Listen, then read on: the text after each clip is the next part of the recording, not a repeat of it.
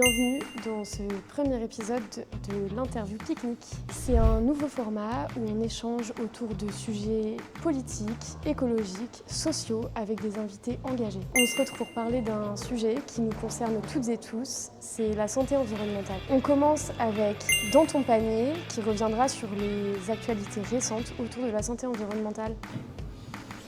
Alors moi je vous ai amené la pétition pour la loi Duplomb. 2 131 368 signataires quand même de cette pétition, respect. Tout ça pour une loi qui a été présentée par le fameux Duplomb, le nom de la loi, qui certes réautorisait l'acétamipride, qui est un insecticide qui s'attaque au système nerveux central des insectes. Et c'est notamment pour protéger les élevages des noisetiers, exactement, donc des bergers de noisetiers plutôt. Mais ce qu'on ne sait pas dans la loi Duplomb, c'est qu'il y avait d'autres aspects, et des aspects qui pour moi sont tout aussi dangereux que l'acétamipride, qui étaient l'augmentation des mégabacines et l'absence d'autorisation préalable, et le fait d'augmenter des élevages intensifs sans autorisation. Et on sait que par exemple en Bretagne, c'est un sujet énormissime avec les algues vertes, mais d'une manière générale, en Vendée par exemple, il y a une concentration des élevages de poulets, où il y a des hangars qui peuvent comprendre jusqu'à 100 000, voire 200 000 poulets. Et en fait, ça c'est une hérésie dans l'époque, c'est-à-dire que quand on sait la sentience animale, quand on connaît les émotions ressenties par tous les animaux, y compris les poulets, quand on sait les conditions de travail dans les abattoirs et dans les élevages intensifs, quand on sait les effets sur la pollution, c'est vraiment scandaleux. Donc cette loi-là, et le pire c'est qu'elle va être représentée à l'Assemblée nationale. Voilà.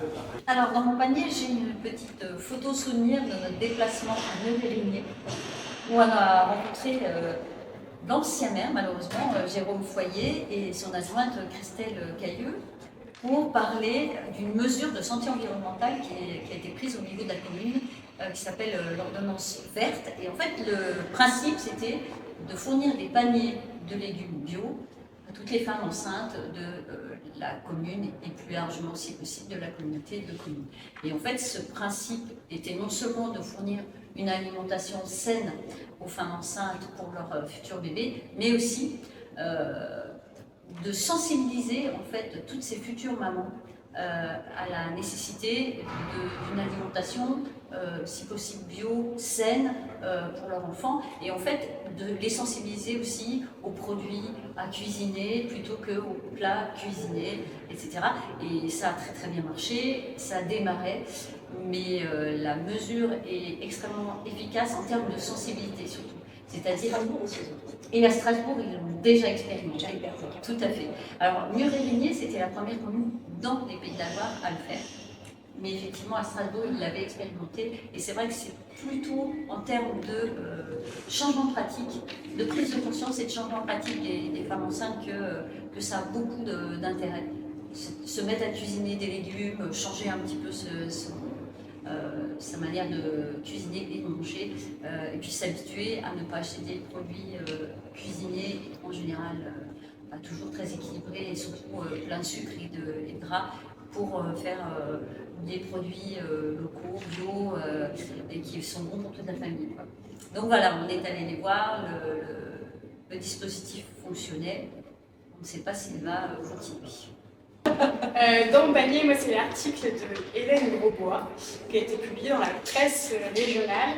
Hélène Grosbois, c'est la fondatrice, la cofondatrice et la présidence, alors, excusez-moi pour mon accent en anglais, c'est Chemical Interest. Yes. Et de regarder, en fait, de mesurer le niveau des pesticides de synthèse dans nos territoires. Et en faisant cette première mesure, elle a vu que la Loire-Atlantique, ça explosait, notamment en lien avec la vigne, mais pas que. Et elle s'intéresse aussi à l'effet cocktail de ces pesticides, à tout ce qui est écrit dans les petites lignes et qu'on ne dit pas sur la dangerosité de ces pesticides, et à faire le lien avec les sujets bien sûr de santé environnementale, de nouvelles maladies, de maladies plus fréquentes, des questions de fertilité.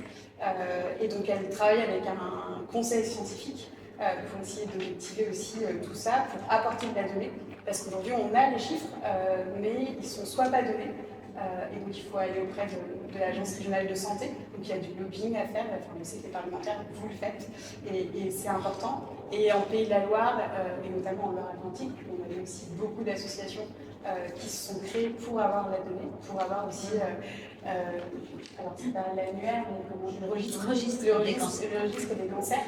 On en avait sur 2 départements. On sait que maintenant ça va être au niveau national, mais on voit que on attend les décrets et savoir comment ça va se concrétiser et s'il y aura des moyens. Mais on l'a rencontrée, c'est une femme impressionnante, elle a un parcours aussi impressionnant. Maintenant, elle est maraîchère bio à ses heures perdues, on va dire ça comme ça, et sinon le reste du temps, elle fait du lobbying pour l'accès à la donnée, pour donner sa formation. Très bien des pesticides. Et oui, et en fait, elle parle, c'est incroyable. Et de toute l'incidence sur le vivant et sur la biodiversité. Ouais. Et de mettre en récit ça. Comme nous, c'est une bête noire de François de Rugy, parce qu'elle met sur la table des enjeux de santé publique et de l'information. Elle est très très forte. Puis, un goût amer avec une question. Le cancer est-il politique ? Le débat sur la loi du plomb à l'Assemblée, ça a été scandaleux. Alors vraiment un truc de scandale démocratique absolu. C'est-à-dire qu'en fait, la loi venait du Sénat. C'est arrivé à l'Assemblée, et à l'Assemblée, ils ont fait une motion de rejet préalable, ils ont voté la motion de rejet préalable pour qu'il n'y ait pas de débat sur la loi du plomb à l'Assemblée nationale et que ça reparte direct au Sénat. Et en fait, c'est dingue parce que le macronisme, c'est vraiment l'utilisation de tous les aspects de la Constitution, du règlement intérieur de l'Assemblée nationale, tous les astérisques, les petits trucs en bas dont tu parlais, tu vois, pour éviter la démocratie. Donc là, on n'a pas eu de débat sur la loi du plomb. Ce qui est dingue, parce que c'est un truc hyper dangereux. Et donc, je parlais de l'acétamipride. Alors, heureusement, le Conseil d'État, le Conseil constitutionnel, a jugé que c'était pas possible.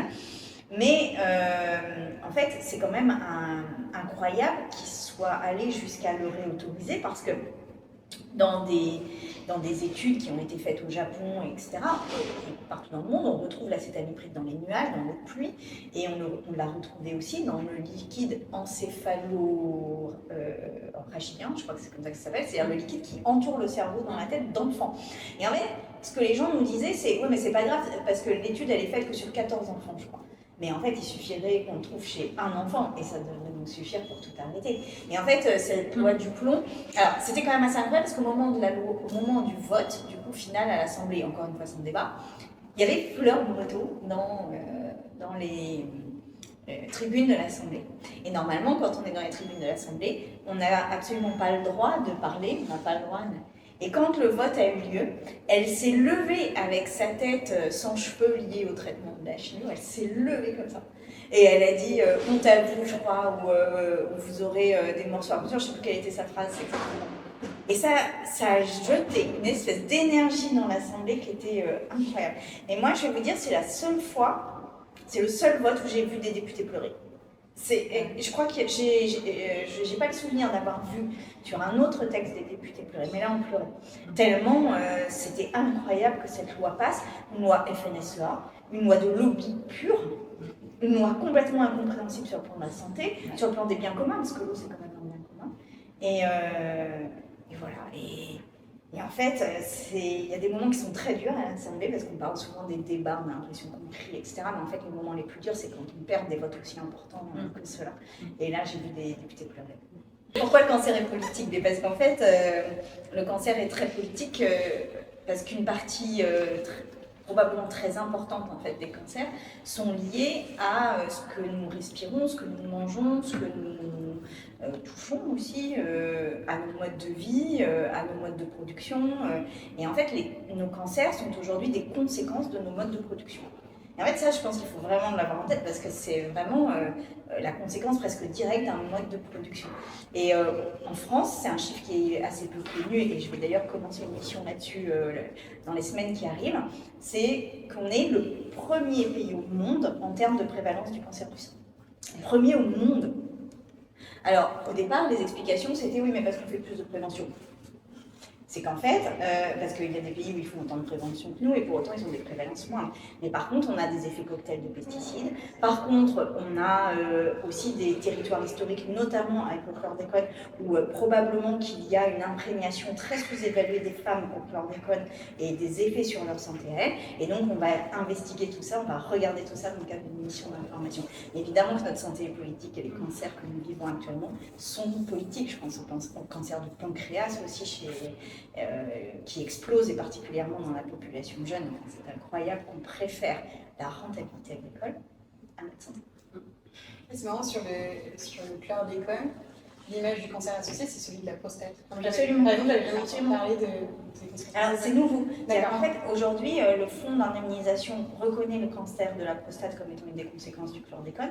Mais en fait, ce dont on s'est aperçu, c'est que les femmes, déjà, elles étaient moins déclarées dans les exploitations que les hommes. Donc, en fait, on avait moins de recensement de leur travail. Mais surtout, un truc incroyable, c'est qu'en fait, c'est elles qui lavaient les vêtements, c'est elles qui lavaient les habits de leurs conjoints qui travaillaient. Et donc, on soupçonne, on suppose, en tous les cas, il y a des hypothèses, que en fait, ce serait en lavant ces habits qu'elles se seraient contaminées par le chlordécone.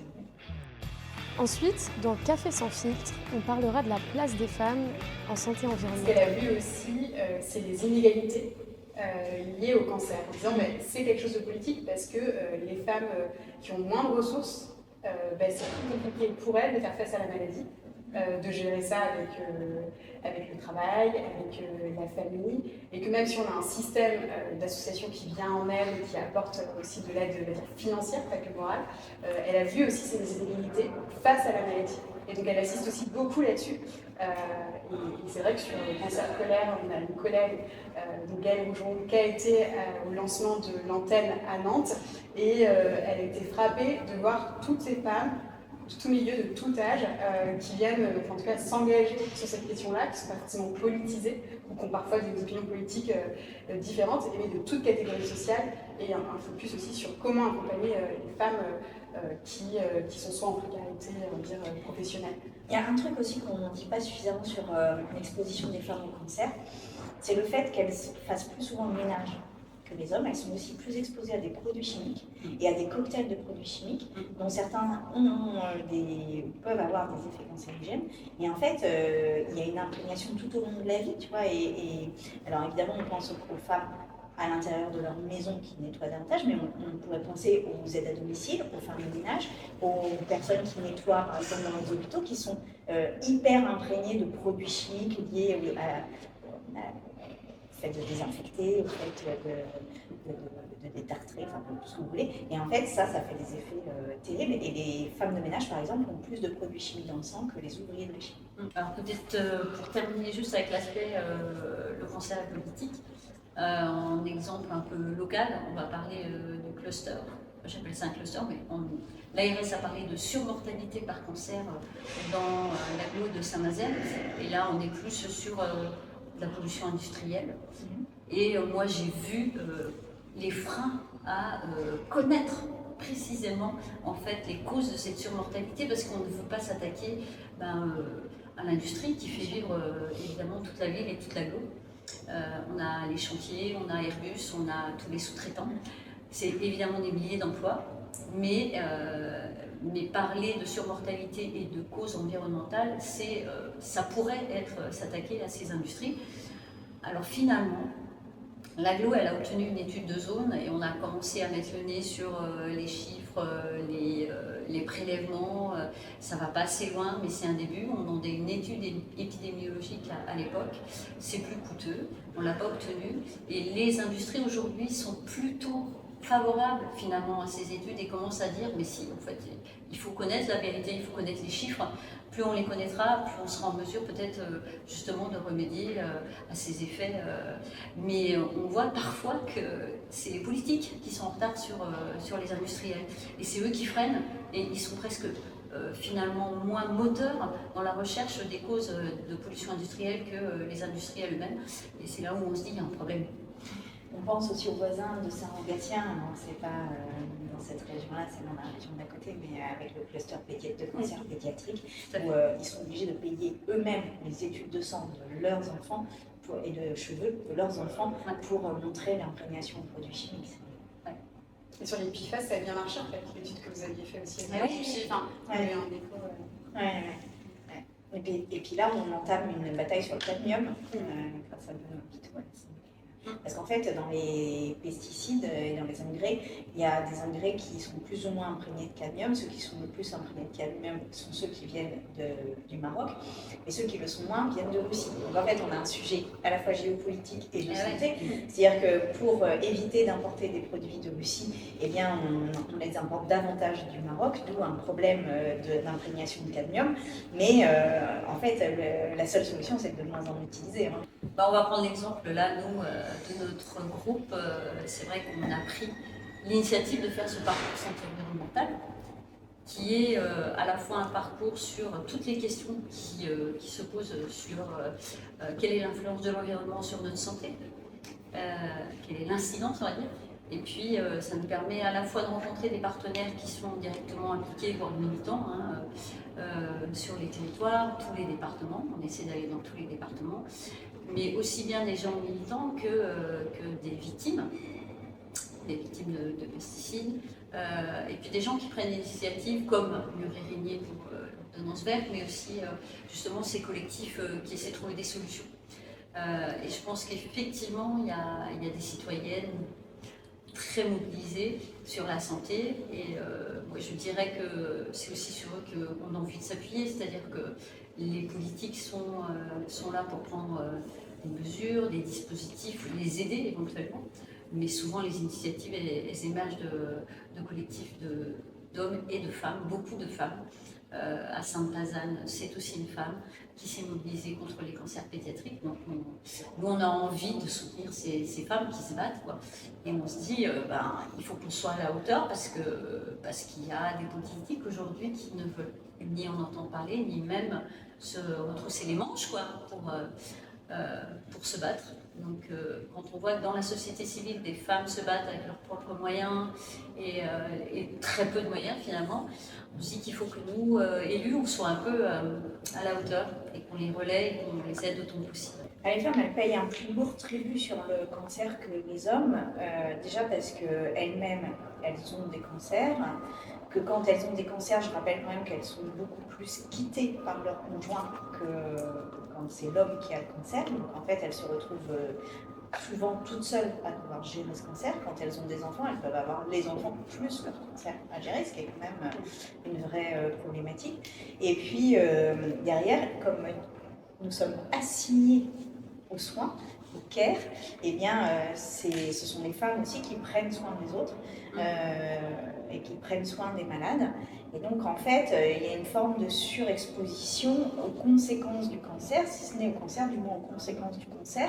Et en fait, ça, c'est très peu étudié. Et par ailleurs, quand les femmes ont des cancers, et je reviens sur le cancer du sein, très souvent, elles subissent des injonctions supplémentaires encore par rapport aux hommes, qui consistent à redevenir belles, à se reconstituer les seins, parce que c'est absolument essentiel pour séduire son mari une fois que ce soit la priorité. Et en fait, il y a vraiment une espèce je sais pas comment dire, mais d'obligation qui pèse sur les femmes à la fois du soin, mais aussi d'une forme, d'ailleurs on n'en a pas parlé, mais de culpabilité quand il y a des mauvais comportements, c'est-à-dire quand on mange mal, etc. Souvent c'est aussi un renvoi à une pratique féminine de la cuisine quotidienne. Et puis à la fin, elles doivent prendre soin, et quand ça les touche elles doivent supporter les séparations quand ça arrive, ou les reconstitutions et l'obligation de reconstitution, faute de quoi nous ne serions pas de vraies femmes, bonnes femmes. C'est vrai que sur les victimes de pesticides, je ne sais pas si les analyses sociologiques seraient intéressantes, mais on voyait surtout la figure de l'homme agriculteur qui avait été victime de pesticides, qui était mis un peu, je pense à Paul François, Monsanto, et c'était des figures très masculines, pour le coup, dans le monde de l'agriculture. Les femmes étaient en arrière-plan parce qu'elles n'étaient pas très loin quand leur mari témoignait des victimes de pesticides. Et puis elles avaient aussi leur... Et elles pensent qu'il y avait des conséquences réelles. Et là, c'est vrai qu'avec ce qui s'est passé autour, alors surtout autour de la loi Dupont, mais aussi des cancers pédiatriques, on avait aussi des mamans en fait intervenir plus sur cette question-là.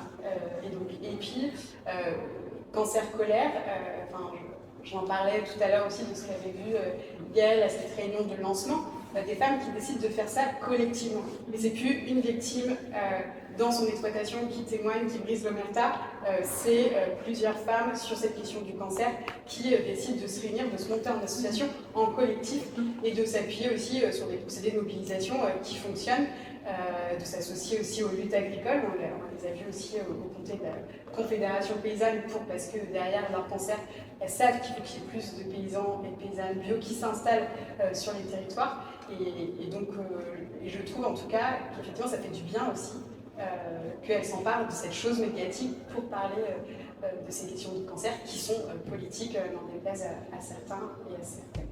Enfin, ça passe crème pour évoquer les leviers d'action et les propositions qui existent aujourd'hui. Moi, je suis membre de la commission des affaires sociales, donc là où on gère tous les budgets de la sécurité sociale, toute l'offre de soins, etc. Mais en fait, j'ai envie de vous dire, ça ne se passe pas dans ma commission normalement. C'est bien qu'en fait, si on veut que dans ma commission, il y ait moins de dépenses en matière de sécurité sociale et de soins, il faudrait que, en commission agriculture, enfin dans la commission dans laquelle on parle d'agriculture, il y ait moins de pesticides, que dans la commission où on parle de l'industrie, il y ait moins de produits chimiques, en fait, et qu'on limite l'exposition à des substances.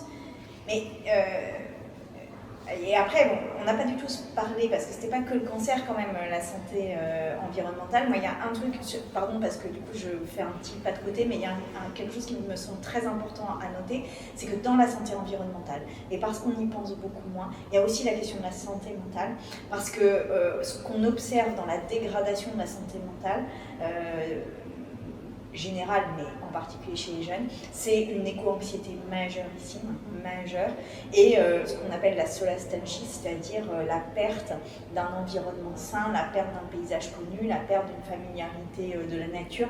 Et en fait, ça aussi, c'est une forme de santé environnementale, parce qu'aujourd'hui, les tentatives de suicide chez les jeunes explosent énormément. On a beaucoup tendance à parler des réseaux sociaux, et c'est vrai que ça joue un rôle, mais il y a aussi cette espèce d'absence de perspective d'avenir qui est liée notamment à la crise écologique, et je ne voudrais pas qu'on le mette de côté, parce que c'est aussi une question de santé environnementale.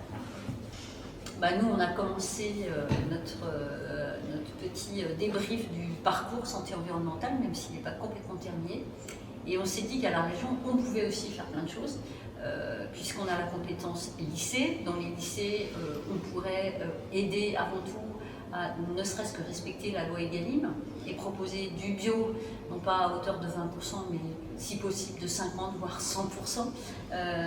On peut aussi faire en sorte que nos lycées soient moins énergivores et donc les rénover et le faire avec des matériaux biosourcés, du réemploi. Et puis après, on a tout ce qui touche à l'agriculture, on est d'accord. Et là, en matière d'aide à l'agriculture, on pourrait aider et favoriser beaucoup plus la conversion en bio. Ça, c'est totalement dans nos compétences. On pourrait d'ailleurs beaucoup plus utiliser les fonds européens pour aller dans cette direction, plutôt que de dire nous, on ne fait pas de favoritisme, on aide tout le monde. Mais dans ces cas-là, il faut assumer qu'on continue à aider l'usage des pesticides et donc à détériorer la santé des agriculteurs, agricultrices et de tous les riverains. Donc voilà, nous, ce genre de politique, elle est à notre portée, mais c'est un choix politique. C'est un choix politique qu'il faut assumer et qui n'est pas assumé par cette majorité. Donc voilà, on a des pistes, plein de propositions. Lucie, peut-être tu peux poursuivre, mais on a très envie de continuer là-dessus parce qu'on sait que la santé, ce sera un sujet, qu'elle soit santé mentale, santé bien-être et santé, bonne santé, vieillir aussi en bonne santé. C'est un sujet qui est, je dirais, presque urgent, parce qu'en parallèle aux déserts médicaux, en fait, plutôt que de s'attaquer aux soins, il faut déjà s'attaquer à vivons et faisons en sorte de vivre en bonne santé, quoi. Donc voilà, on sera force de proposition. Et pour continuer dans les politiques régionales, il y a aussi la question de la compétence de l'eau, qui est très forte aussi, et le rôle de la région est très fort. On voit surtout des captages, protéger les captages prioritaires et qu'il n'y ait pas de pesticides autour, parce qu'il y a trop de captages aujourd'hui qui ferment justement à cause de la teneur en pesticides. Mais aussi, plus globalement, je trouve que ces politiques-là, que ce soit santé environnementale, santé mentale, eau, en fait, il y a tellement d'acteurs qui interviennent et de collectivités qu'il y a un peu une décharge où on le voit à notre échelle, où la région dit c'est pas de nos compétences, on ne peut pas faire tout seul. Là, ce qu'on va mettre sur la table, et c'est pour ça aussi qu'avec ce parcours, ce que vous avez posé, c'est de dire en fait la santé environnementale, ça va devenir une compétence de la région avec les autres collectivités, en lien avec l'État, et qu'on arrête ce jeu de le millefeuille. En fait, il faut qu'on agisse sur ces questions-là parce que c'est la santé de nos enfants, de nos jeunes, de nos personnes âgées, des personnes actives, et que ça ne doit pas être rangé dans un tiroir ou dire c'est pas ma compétence ou c'est pas le bon échelon. Et c'est vrai que nous, on voit bien que les politiques régionales, sur ces sujets-là, elles souffrent de ça, où on attend beaucoup de l'État, qui n'est pas forcément au rendez-vous. Et en même temps, on voit les élus locaux, et c'était aussi votre rencontre à Mur-et-Rigny, qui prennent des initiatives, qui vont au-delà de leurs compétences, parce que ça accompagne les citoyens et les citoyennes de leur territoire. Donc pour moi, une région aussi, elle doit agir aussi à ce niveau-là. Il faut prévenir. Il faut réparer. Il faut nettoyer. Il faut en fait écouter les lanceurs d'alerte, les lanceuses d'alerte. Ne pas écouter les industriels, mais plus les gens les soignants.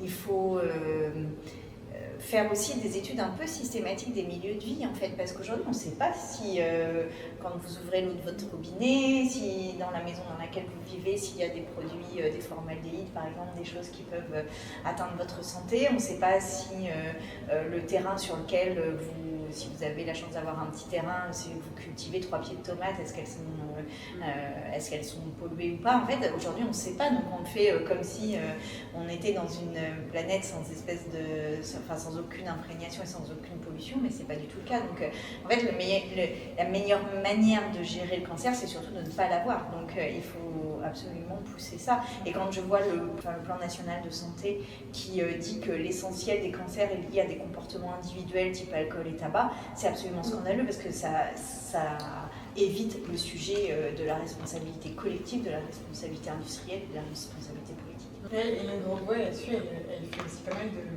Elle raconte ça sur les causes qu'on a intégrées, par exemple, la question de la fertilité, c'était les téléphones dans les poches.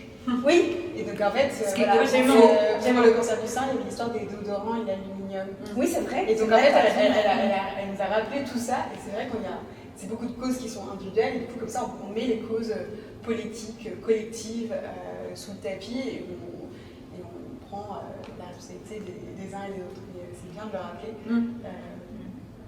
Non, et ça me fait penser au maquillage, là aussi on dit que l'essentiel des produits sont dans le maquillage et on pousse les femmes à se maquiller, enfin tu vois, rien ne va quoi. Quand nous gagnerons, nous changerons ce monde. Voilà.